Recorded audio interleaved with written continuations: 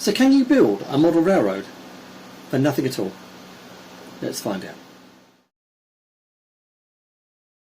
Hello and welcome to a new series on the model railway that I'm building.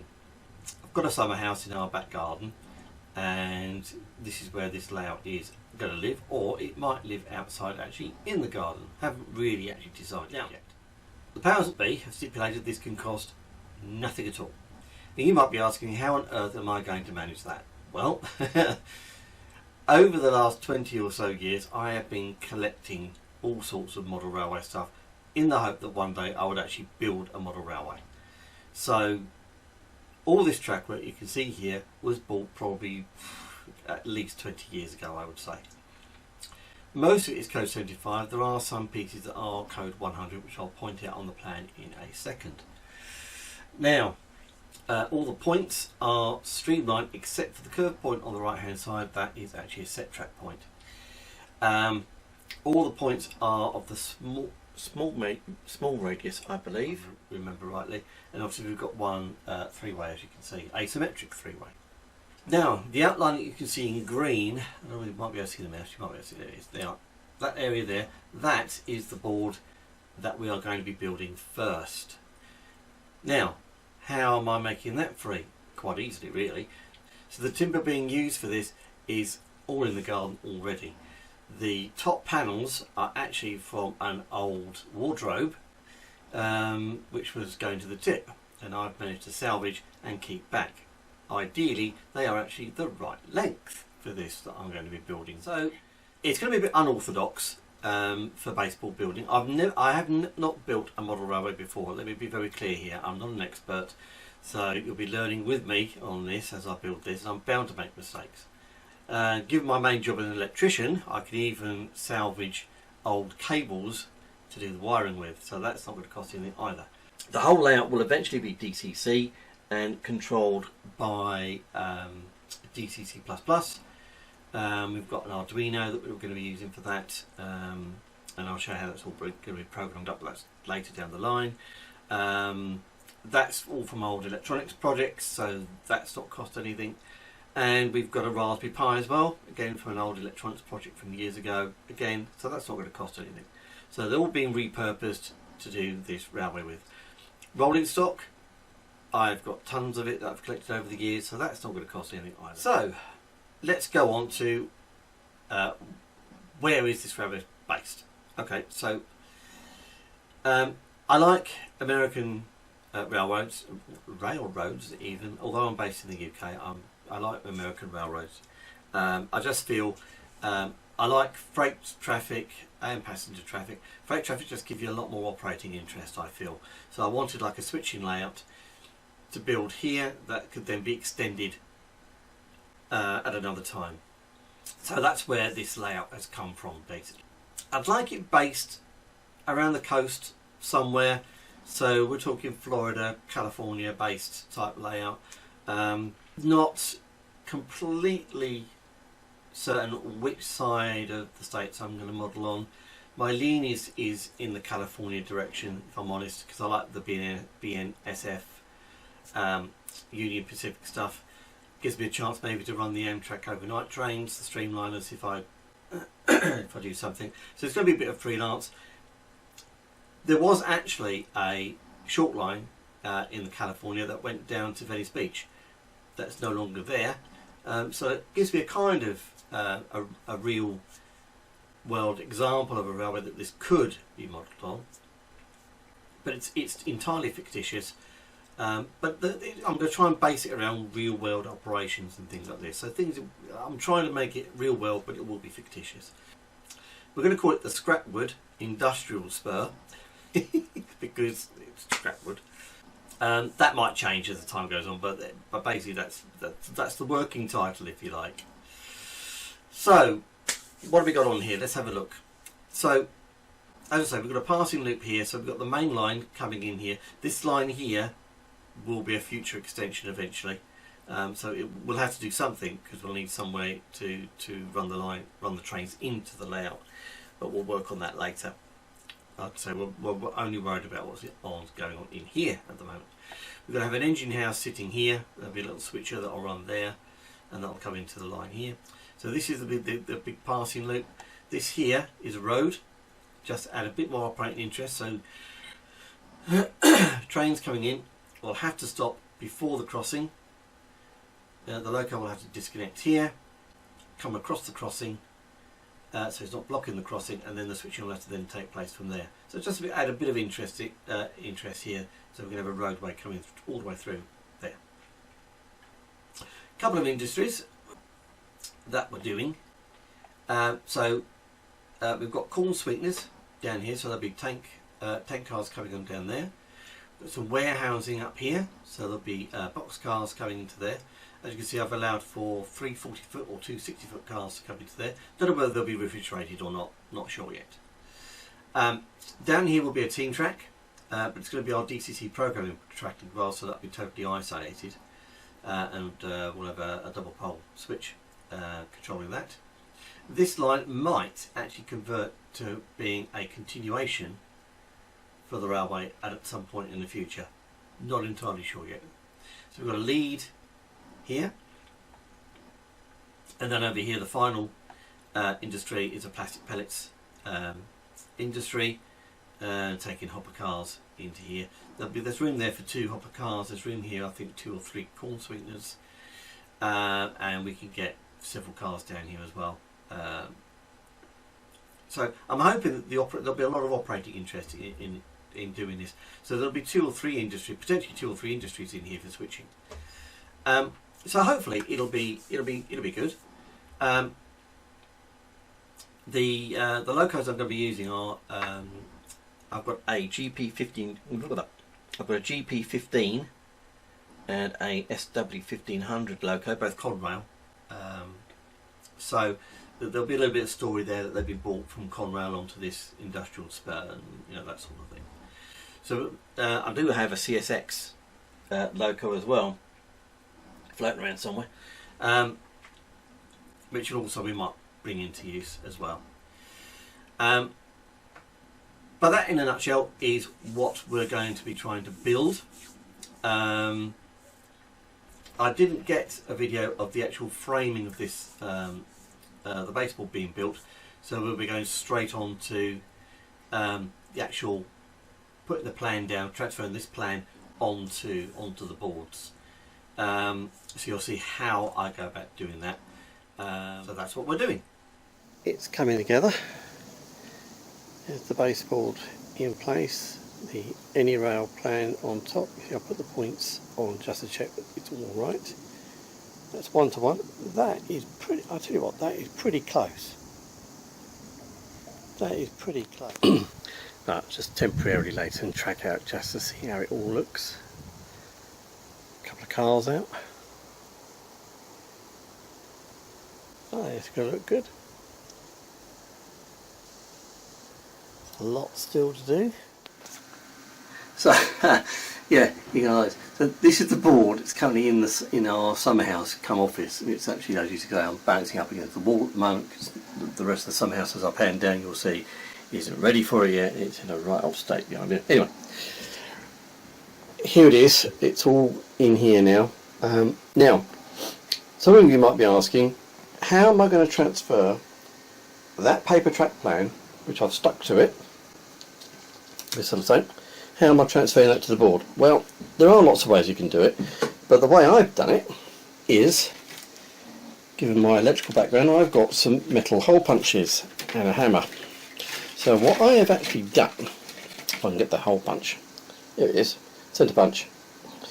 So what I've done, and I've done it already, so I have actually just gently put a hole through the paper plan into the board. Put that out of the way, and when I pull that back, there'll be little holes on the connecting points here, here, and here, and here. And I've done some at the end, so I know where the end of the track are. Now, obviously, the points are fairly easy to locate, because what I'll do then is I will draw pencil lines to connect up the crosses, and then line up everything else. So where the straight lines are concerned, where the straight lines are concerned, draw that to there, to there. Curves, I will just put in a couple of extra holes in here just to kind of work it, just line up where the curve is actually going to be. This won't be a short track, this won't be a short section, this will be a full section of flexible track. But I'll curve it round there, pin it down to that point, and then it's straight up to its end, up to there. Now, I think I've already said, I've already done the describe what's where and what's what. That section of track, those 2 points, they're already done and pre-done because they've had to go from the set track, which is code 100, everything else is code 75, so there are some conversion points. Conversion is extra tracks in there, so that's already done. So that's where we are with this. So unfortunately the weather's not been great because, as you can see, there's no room in here to actually do any of this work, so it's going to have to go outside. So, like I say, going to get it outside probably during tomorrow, although I've got several meetings I've got to do tomorrow, so I don't know whether I'll start getting the track down tomorrow or not. The quicker I can, the better. And like I say, this is just a module for a much bigger layout, or it will be a much bigger layout as time goes on, but at the moment it's just going in here. Now you might think, how on earth am I doing anything at that end? Well, track on the left is an engine shed siding, track on the right is the main line, and what will happen eventually is that main line will continue in an L shape and will come down. So the board, let me just show you, the board is going to go along this wall here. I know it's a mess. Along this wall here, and then the L is going to come along here. Eventually the long-term plan is it's going straight out through that wall and into the garden, but that's a long time away. I just want to get this down so I've got a bit of switching fun and games I can do. So anyway, join me again in a day or two, and we'll try and get this we'll try and get this board and track down and see if my little idea of putting holes in the paperwork actually works and transfers nicely. So we've transferred that paper plan directly onto the board now, and hopefully you can see, I might get in a bit closer in a minute, that that's actually drawn out really quite nicely doing it that way, using the centre punch. I've just lined up the points, and they line up perfectly onto those drawn out lines. Let's go down a bit. Let's go a bit closer. Right, a bit tricky out here because the sun's in the way, but hopefully you can see this. So you can see that I've drawn the lines on. If you go up to these points here, you can see the ends of the track work line up with those lines. They line up again there and through there, line up through there. That point's all lined up. All the track work lined up all through there, and these sections all lined up. So on the curves I've added in a few more dots, strikes with the thing, so I can actually try and line up the curve nicely. But I think that idea worked out pretty well, because obviously all these holes are going to be hidden once the track work goes down. Obviously going straight through a screw hole there. But yeah, so I'm pleased with the way that's come out. So we now need to start working out where we're going to start. I don't know, I might start at this end and work that way. Start here and work that way, I think. Now what I've got to do, actually, once I've got the points down in the right places, I'm going to be putting point motors in. So I need to be putting in some holes where the tie bars are. Put some holes in where the tie bars are, there and so on. Now that is why, if you have a look at the side here, let's come out of it.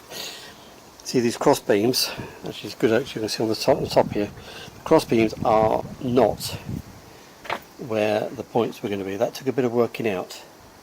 You can see up there on that one as well. So none of the cross beams actually are interfering with the point motors, or will be. They're servo motors that I'm going to be putting in at some point in the future. But what I need to do, just to make sure it's all done, is I'm going to put in the holes necessary for the point motors to start with, and then I won't have a problem later on, because I'm not going to do them just yet. Anyway, so that's where we're up to now. So the next bit is going to be just getting the track laid down. I'm not going to. I toyed with the idea of using underlay, but because this is an industrial spur, I think I can get away without using underlay, because a lot of it is going to be sort of a concrete base and stuff. and this bit here, if you can just about see my hand, is a road that will go through there. Just added some fun and games on the switching. So yeah, I think I'm pretty much happy with that. Right, time's come to try and get this track down. So starting with the points, because what I want to do is locate where the servo motors are going to go. So these two are in place already, and I'll show you how I managed to do that. As you can see, let's go over to here. So you can see there's a green wire just coming up through there, and that's coming up through the baseboard. There's a brown wire there coming up through the baseboard. So these aren't attached down yet. I just wanted to get them in the right place. So I'll show you what we've done. So over here, I've got a pin drill, and it's the smallest drill I've got is in there, and that's what I'm using to mark the hole where the points are going. And then my main drill, that's a 5mm drill, which I'm drilling the hole, and that's big enough for the the wire for the throw bar to actually move. I'll just come over here. You can actually see, I know that the hands in the way the shadow's not very great out here, so I'll do that later. So let me show you, get the next point going, and we'll get that one in. So that's what I'm using. We're using a swivel head pin vise, and it came with a HSS twist drill bit set. Got that from Amazon. That's something, I believe that's from Bosch, if I remember rightly. Yes, it is. It's from Bosch.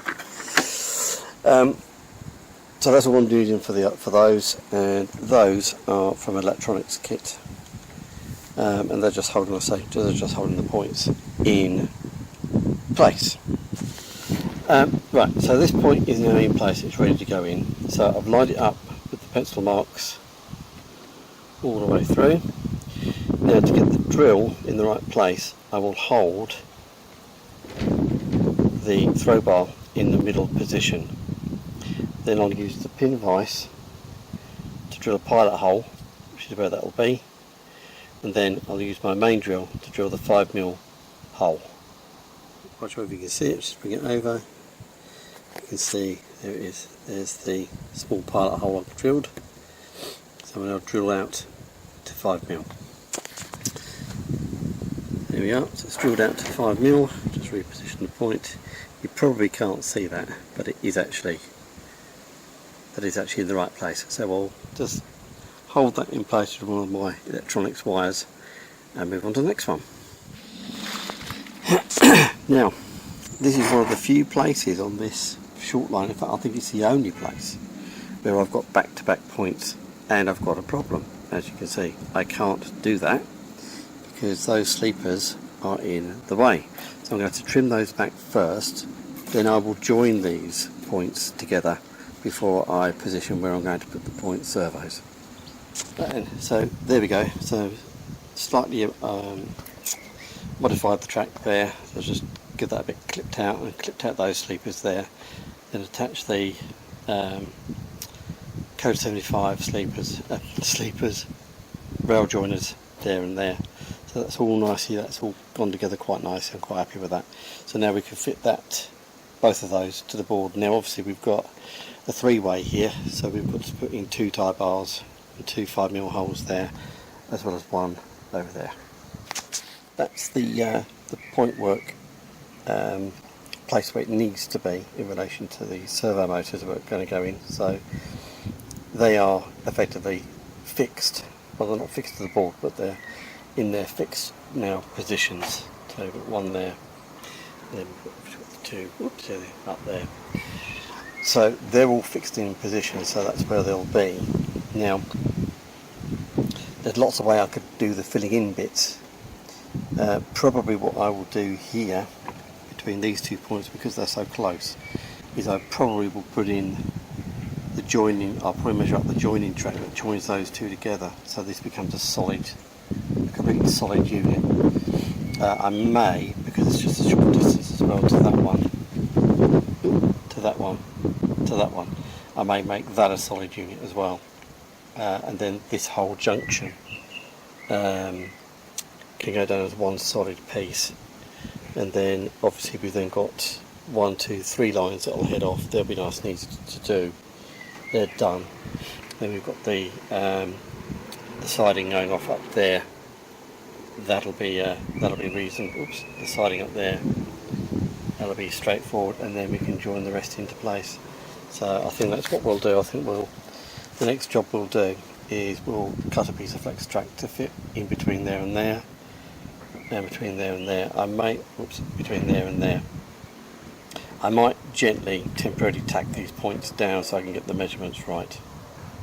Okay, so with a bit of fiddling, we've got that unit roughly in place. We've got the track there joined, and what we'll do is those sleepers that we've cut out we'll trim back, and then we'll glue them underneath once everything is finished and done. Then that will close those up. But that's all in place now, so we'll join up those 2 points together. Okay, just an overview of where we've actually got up to today. So we've got that length of line in, nothing's really attached down, but we've got that line in there, that in there, and we've got the diverging line up there, which is going to be the team track. We've got this spur coming down here. You can see I've got 2 cars out. I'm testing, make sure it all works, there's no derailments from what I've done so far. So I'm happy, that's really good. So we've got that small straight heading off there, that would be going to an engine shed. There is another board to go on here, but that'll be done at a later date. Obviously that's going off there, that's now been attached to the board.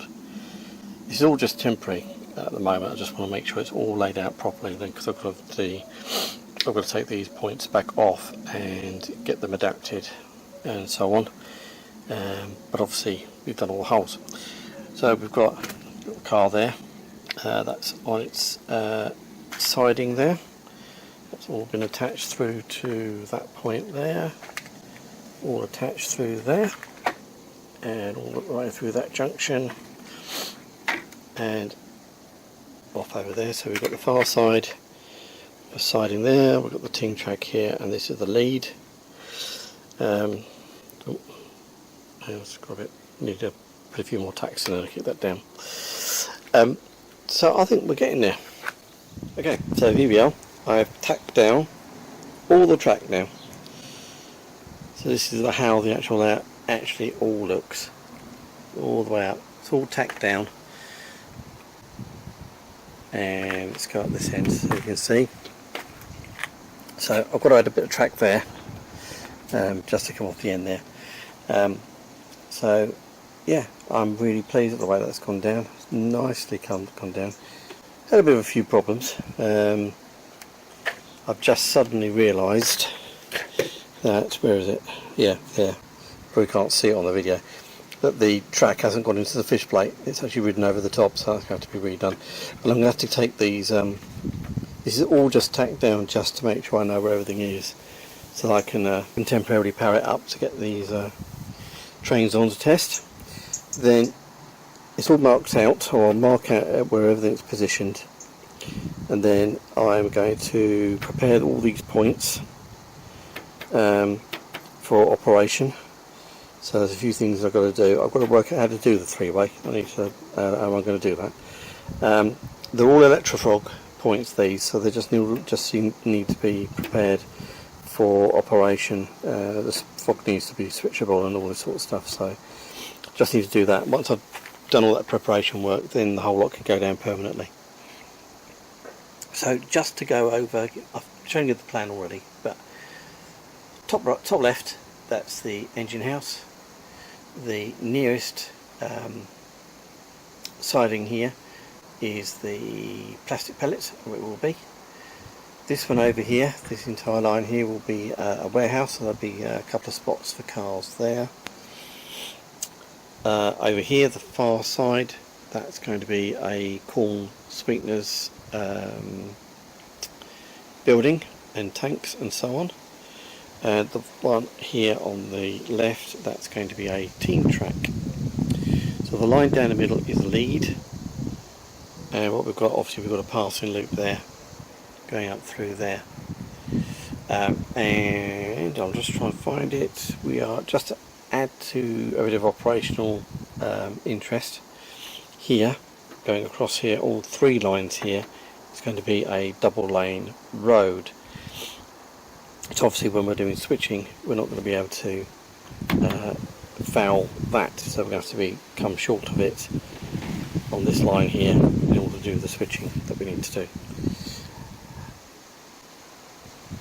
Anyway, I'm pleased the way that's gone down. We just need to start getting all the electrics in and then do these points, and we can go from there.